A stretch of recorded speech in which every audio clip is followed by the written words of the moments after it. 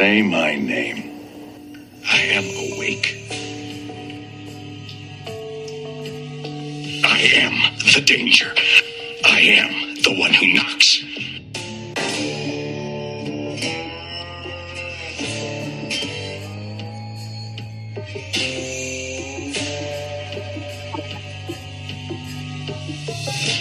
Welcome to the next episode of Breaking into Breaking Bad with Clifford and Caleb Humphrey. Today we discuss Season 4, Episode 11, Crawl Space. Before we get into the title of this episode, I'll give us a quick rehash of what happens here. So the last episode, Gus had cleaned house at the cartel and taken Jesse into Mexico with Mike. And this episode picks up after that, where they're recovering from that almost life-ending experience for Gus. Mike is still in Mexico, recuperating from his gun wound. Meanwhile, Gus wants to start to coalesce his power and influence, and now he's convinced that he doesn't need Walt because Jesse proved himself in the Mexican lab that he can make just as much of a pure meth as Walt can. So I would say the main storyline in this episode involves Skyler trying to force Ted Beneke's hand to take the money that she had given him to use for his tax purposes to pay back the IRS, him refusing to do that, her calling Saul and having him send some henchmen over to force Ted to do that. And while they're waiting for that to happen, Walt is realizing what it means for him to no longer be needed by Gus, and that means that his life is in mortal danger. He's relieved to find out, though, that Jesse has stayed Gus's hand and kept him alive, but he knows that at any point he could die. And Gus actually says that he promised to keep Walt alive, but he didn't promise to keep Walt's family alive. So the very end is a very horrifying scene where Walt runs to Saul and tells him to really press the nuclear option and get him in touch with the guy who can make him and his whole family disappear for some astronomical cost. Walt runs home to get the cash. He's already told Saul to tip off the DEA that Hank's life is in danger because now Gus is going to go after Hank because he's been snooping around and is getting too close. And then Walt finds out that Skyler has given a substantial amount of their cash that they kept on hand to Ted to pay back the IRS. And then we learn that, oh yeah, Skyler never told Walt about that. So there was a miscommunication. And now Walt has committed themselves to this plan to disappear and is going to cost them the money that he doesn't have. And so now Gus can come and pick them off, and there's nothing they can do about it. And it ends with Walt laughing hysterically like a madman from the crawl space of his home. And I think we can go from this summary of the episode right into the explanation of the title. It's pretty obvious. The crawl space under the house where the money is the main action of this episode. So if the money had been there, then they would be on their way to disappearing and Gus wouldn't be able to find them, but that's not the case. So now the episode ends with them at the mercy of Gus. Yeah, that I'm sure we'll get into it, but the ending with that laugh was just, man, it was intense. Yeah, blood curdling, you might say. Oh, I mean, it sounded like the Joker, like just mad laughter. Yes, we'll get into it as we get there, but okay, well, walk us through what happens in the intro here. Yeah, so Jesse finds out as he pulls up to the medical tent that they were all prepared, unbeknownst to him, with each of their blood types. They were ready for everything. And what Jesse learns is that Gus is prioritized of the three of them. And the doctor even says, "This man pays my salary." And so even though Mike was suffering a gunshot wound, he was given second care. But it just kind of shows all the planning that went into this raid, Right. that Jesse just had no idea was going on. And I think Jesse even makes a comment saying like, you really did plan for everything. Yeah. Yeah, I was thinking, why didn't they tell Jesse? I mean, we asked this question last time. Why? Maybe he could have been better prepared and would have been able to help them. But you're right. I mean, Gus was planning on being revived from like near death. That was the plan, which shows us that he had some pretty massive cojones to, that's some courage there to face that potential and to risk death. But they must have thought, if we tell Jesse, he's going to flake on us. He's not going to go through with the plan, and we need him to play his part. And he's more able to do that if we don't tell him, which means that they doubt his own courage. And maybe they've got good reason to do that. But at the end of the day, if you remember, he's the one who doesn't duck and hide and try and save himself. He stands up behind behind the car door and shoots empties his magazine until he kills the guy who we learn later on in this episode was Hector's nephew. Right. But the guy who clearly has more experience shooting. This is the sniper, after all. Mm-hmm. So anyway, Jesse does prove to have some capacity for courage. But anyway, anything else to say about the introduction? Yeah, I guess to a point, Gus just likes to keep everything close to home. I feel like everything that he plans is on a need to know with everything. I mean, yes, he brings Mike into a lot of the planning and everything, but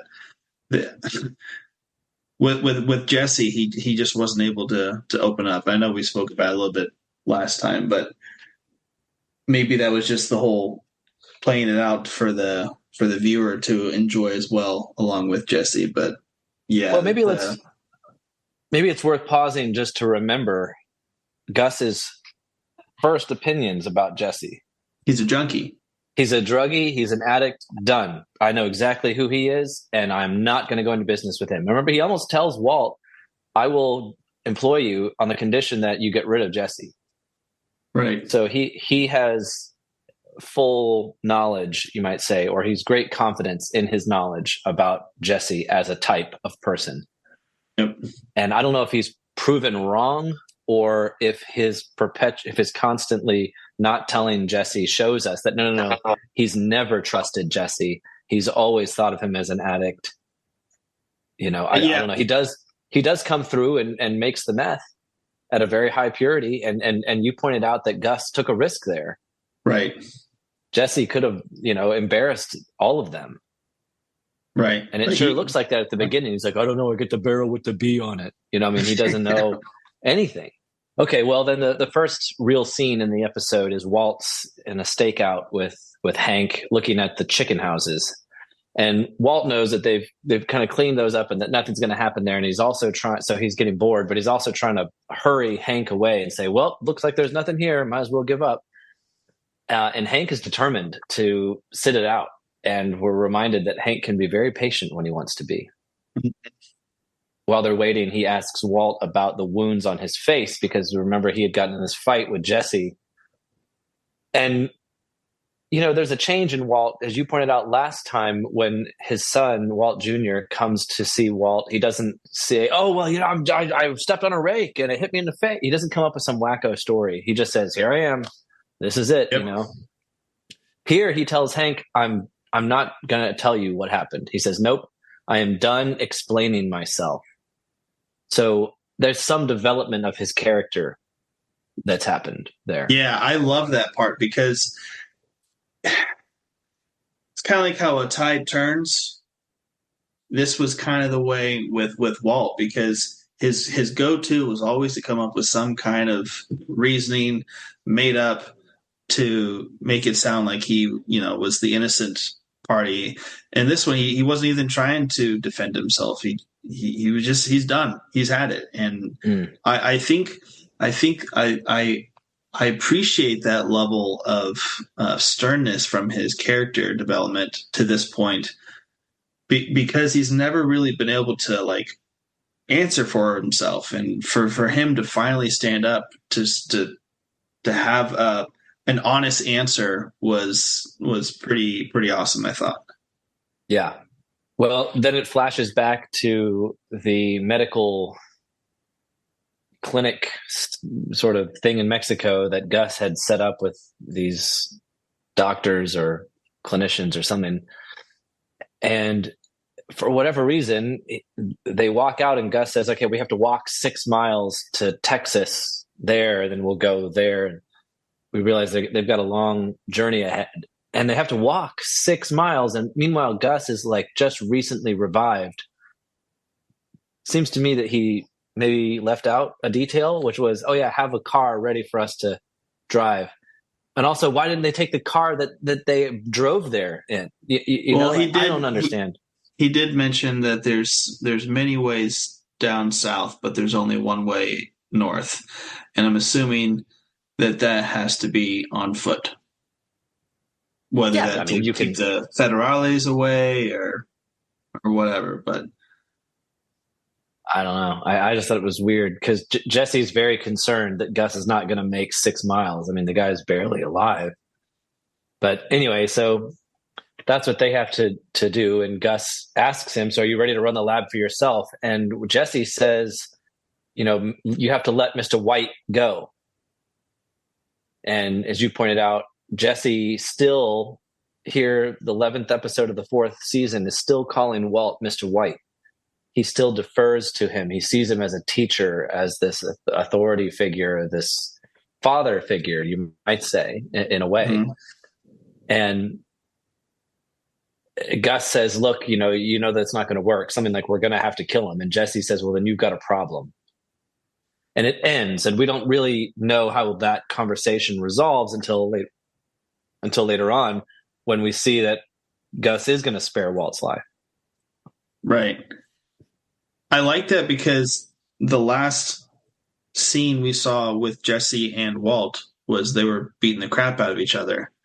So for him to still have his back shows that even though they had a very major disagreement, he was still not willing to basically lay down his life to let Gus kill Walt, which I thought was pretty telling.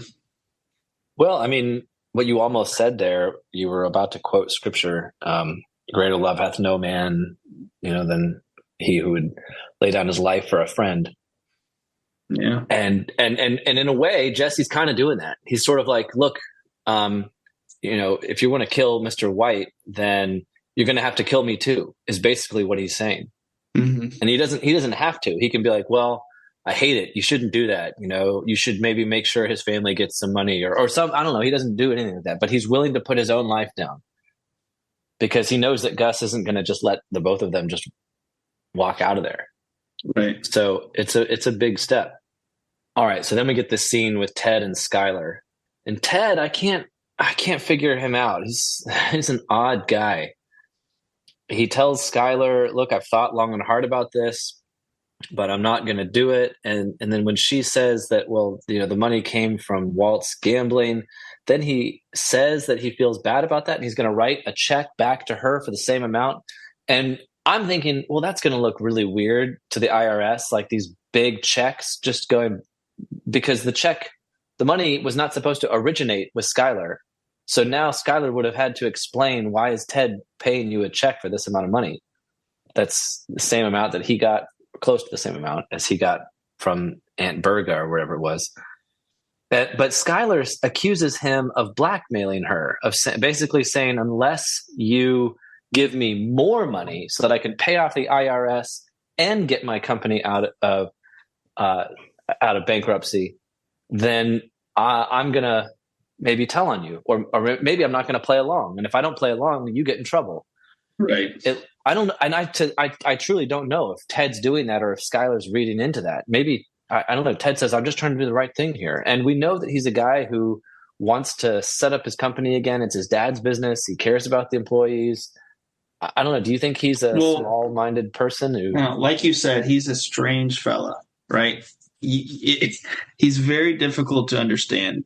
First, he does not grasp one bit the severity of the situation when it comes to just Skylar's role. and he like it's almost like he doesn't care. And then even with his own role, it doesn't care. And he mentions it. He's like, "Listen, even if I pay it back, I'm still screwed." And so I'd rather not do it at all. But yeah, I think he was trying to blackmail her because he was just saying, "Listen, like the amount that you're giving me doesn't move the needle. It doesn't do anything for me because I'm still left with nothing." And maybe he didn't like go into it further, but I don't know. He's definitely a strange character. Yeah. Yeah. We can just sort of finish that story out with Ted. So Skylar goes to Saul, says, "Hey, send your A team." Yeah.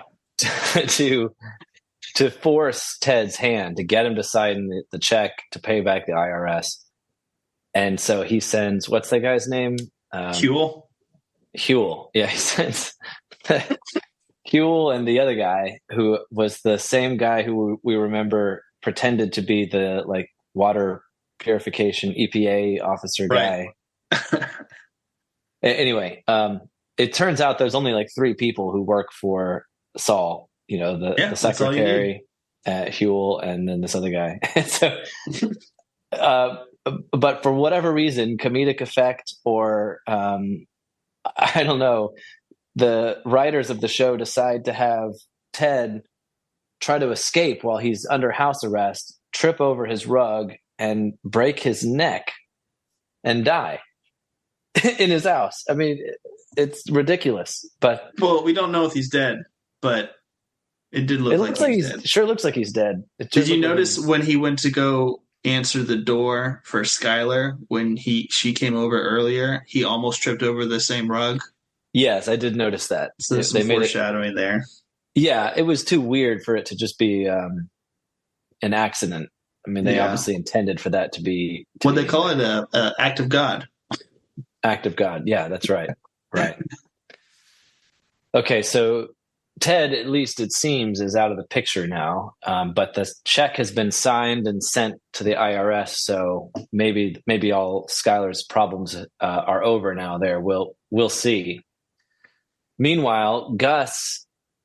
This is interesting what it reveals about Gus's character. So he goes back to visit Hector Salamanca, and he takes a kind of charm necklace, necklace, which he knows Hector is going to recognize as the thing that was around the Don Juan's neck. It's actually Don Eladio. I think I said Don Juan last time. Okay, Don Eladio. Yeah. So he takes it and he dangles it in front of Hector and says, "I killed all your friends." And he's kind of relishing that moment. And then he pulls Jesse into the room, which is kind of weird. And Jesse's feeling super awkward. He's like, "Why is Gus tormenting this poor old man?" I mean, he knows who Hector is. And so he says, "Look, that guy, that pathetic guy that you were, I know you don't think much of, that guy's the one who shot your nephew." And Jesse's sort of like, "Yeah, it was me." I mean, it's just super awkward. But we get to see that Gus is really, man, like, what does that reveal about him? Like, obviously he was angry that Hector had killed his friend and humiliated him 20 years before, right? With the cartel. And Gus really did hold a grudge and was relishing his revenge that he was getting there. So he, I guess, thought it would be more, tormenting to have the old man continue to live, knowing that all of his sons and nephew, his bloodline's gone. And so he's going to have to, so every day he lives is a day of torture, because the guy's already confined to a wheelchair, can't talk. I mean, it's a very sad life. Right. And so that's that, whatever that reveals about Gus, it's a very dark side, I'd say. Yeah, it's definitely a weakness, because you could tell that was one of the main, like, obviously Gus wants to expand his business without the influence of the cartel and everything. But I mean, the very first thing they do when he says, like, "Hey, Jesse, we got to leave," he goes through Mike's jacket and grabs the necklace. Like, it's definitely on his mind. Oh, I can't wait to show this to Hector. Right. Well, the next thing to talk about, I guess, is going back to Hank and Walt. Hank is really, man, he's relentless. And he doesn't give up. He's willing to sit in his car and do a stakeout for hours and hours on end watching the chicken house. But then he does his research and he finds out that Gus also is connected somehow to this laundromat. And this scene was really interesting. So Walt is driving him, and Hank says, I want you to take a left here and then turn right here. And we're going to go to this laundromat where Walt knows the lab is. And he knows Hank is going to continue to put two and two together. So he does what I think we could call a bold, courageous act. And he turns his car into oncoming traffic, makes himself look like the fool, which we've seen this game before. It's sort of like when Skylar pretends to be the clueless bimbo to the IRS officer, pretending to be mad in order to save themselves, right? So here we have also Hank or Walt. Here we have Walt pretending to be a bad driver and to have made a really stupid mistake. And he takes that criticism and he's like, oh, I'm so sorry, Hank. Like, I can't believe I put us in this, Came out of nowhere. Yeah. Yeah, right. Came out of nowhere. He's like, I saw him coming a mile away. Whatever. But so Hank gets injured again further. The guy was already learning how to walk again, and now he's in a brace and all this. I mean, the guy can't catch a break. He says he wants to get a gimp mobile with hand pedals. He says, right, he's going to drive himself. And Walt always knew, as long as Hank has me drive him around, I can manipulate things. I can tell Gus, hey, I just put a tracker on your car. I can pretend to turn into traffic or really turn into traffic and stop us from entering the laundromat, all of that. So now he knows it's getting really critical. If he's not going to be there to stop Hank anymore, which means he knows that Gus is probably going to kill Hank. Yeah. And so things are reaching this just critical place, which leads, to the end that we've already talked about, where Walt knows that he figures out that Jesse has been cooking in the lab without him, and he knows exactly what that means. Okay, well then I am not needed here. Right. And Gus is going to want to let go of me.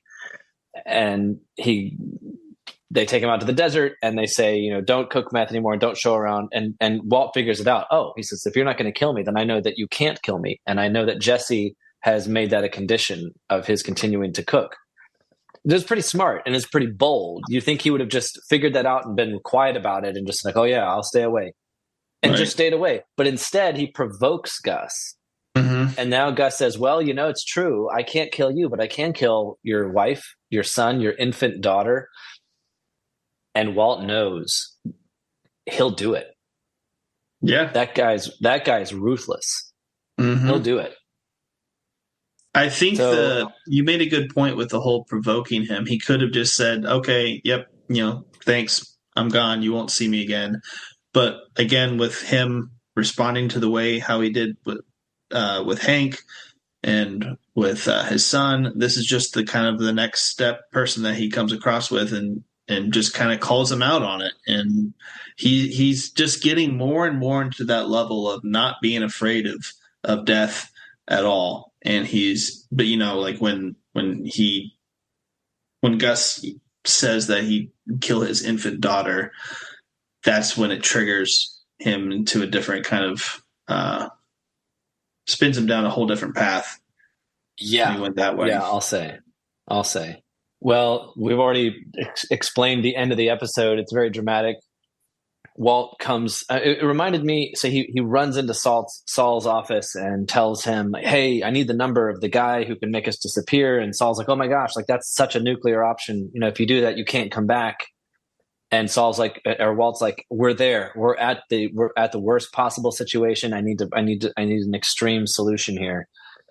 And it was reminded me of that episode a while back that opens up with Walt on the phone, leaving a voicemail to Scott. He's like, "I love you." And he's like running around, driving through the street. And I mean, like yep.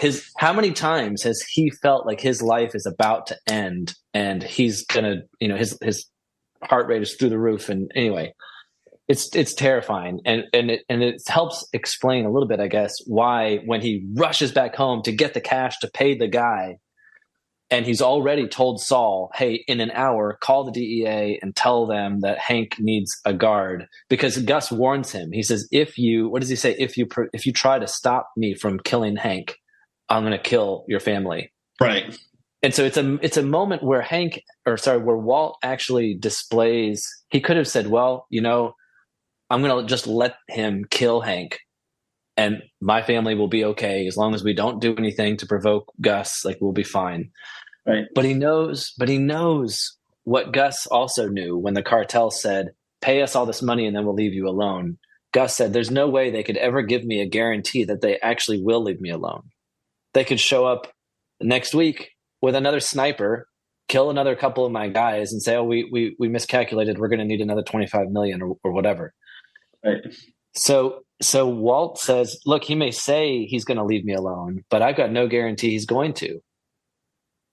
He might eventually be done with Jesse, kill Jesse, and then kill Walt." So, and he doesn't know the details about Gus's vengeance resting for 20 years and still being able to, come alive again with Hector. So, but he knows enough now that he can't just rely on Gus's word that he's going to let him live. In other words, he's going to let him live as long as Gus wants him to let him live. That scene when he rushes into Saul's office was super intense and also comical. When he says, like, "Saul, this is a vacuum repair cleaner," and he's like, "Well, what do you expect? Haji's quick vanish?" No, this is Right. This is what it was. Right. Do you remember what the code was? What he needed to say? Not. And you don't either. There's no way you remember what the code was. Oh yeah, I mean, I might have written it down, but I did have it memorized at one point. He says, you need to say you need a new dust filter for a Hoover Max Extract Pressure Pro Model 60. And don't be late when you get there. I mean, it was very, very like. Yeah, I guess we're never going to get to meet the character, like the guy who does the disappearing, because he's not right, because he was supposed to call him right after he got the money. He's like, "Make sure you have the money." Yeah, he didn't have the money. But I really would love to have met that guy. I bet he's an interesting character. Yeah. Okay, well, so as we said, the episode ends with Walt on his back in the crawl space asking Skylar where the money is, and she says, "Well, I actually gave it away to Ted." And he starts crying first and then starts laughing hysterically, saying, "You gave the money away to Ted.